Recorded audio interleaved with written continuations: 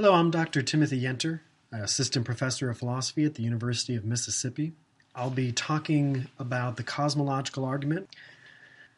We just looked at a version of the cosmological argument that has the following form. 1. Whatever begins to exist must have a cause. 2. The universe began to exist. 3.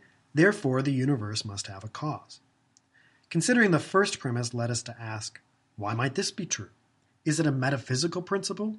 That is, a principle that applies necessarily and is not dependent on the particular laws of our universe? Here's one reason for thinking that the first premise is a metaphysical principle. It is just an instance of a more fundamental principle. This more fundamental principle is that you can't get something out of nothing. Sometimes it's stated in the fancy Latin way, ex nihilo nihil fit, which just means out of nothing, nothing comes. This seems like such a bedrock principle of reasoning that many have claimed it is a metaphysical principle. It simply must be true. This bedrock principle could serve as the basis for the second kind of cosmological argument, the modal version. Now, modal is just a fancy technical word for anything involving what is possible or necessary. So, some things are necessary.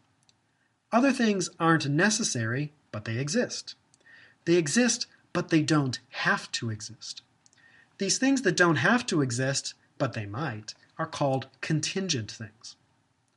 So we can divide everything that does or could exist into necessary things and contingent things. Using these basic ideas, we can construct a second version of the cosmological argument, which we'll call the modal version. It works like this. 1. Every contingent thing that exists has a cause. 2. No contingent thing can cause itself to exist. 3. So, every contingent thing must be caused by something else. 4. The series of contingent causes and effects is itself contingent. 5. The series of contingent causes must be caused by something else. 6. The thing that causes the series of contingent causes must be a necessary being. 7. This necessary being is God. We've discussed reasons for believing the first premise. To deny it would be to say that something could come out of nothing, which seems absurd. What happens if we deny the second premise?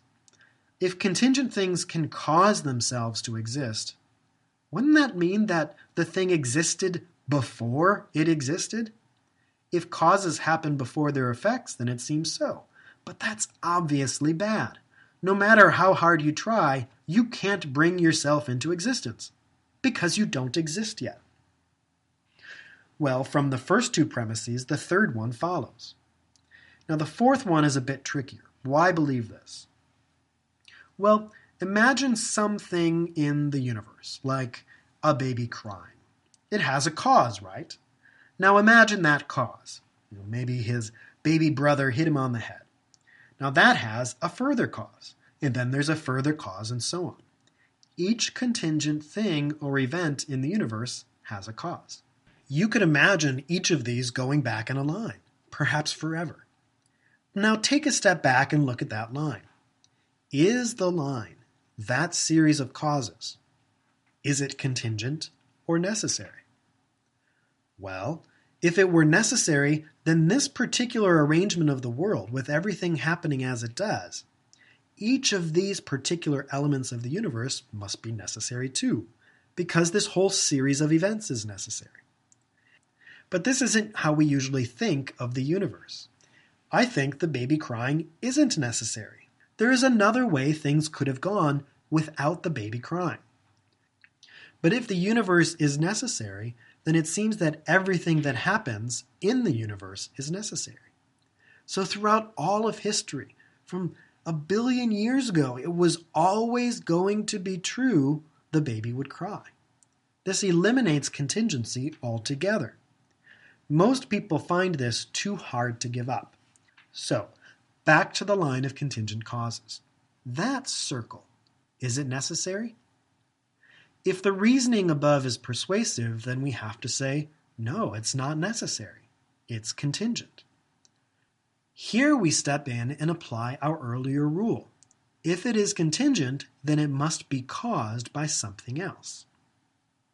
Now, could this other thing that caused the entire chain be itself a contingent thing?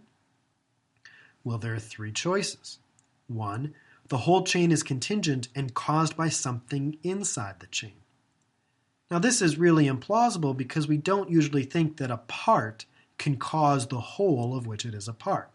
For starters, it would be causing itself, which, as we've already talked about, just seems too absurd to consider. So secondly, the whole chain is contingent and caused by something else contingent. Does this work? Well, the worry here is that we haven't really made any progress. Instead, we've started what's called an infinite regress. We now have a contingent thing causing this chain of contingent things. But applying our earlier principle, doesn't that new contingent thing itself need a cause? And doesn't that need a cause? And that, and that? And we're off again on the same problem repeated over and over forever. The third option then is that the whole chain really is contingent, but it's caused by something necessary. This seems to be the only option left. And since God, as traditionally described by monotheistic religions, is a necessary being, it looks like we just found a modal cosmological argument for the existence of God.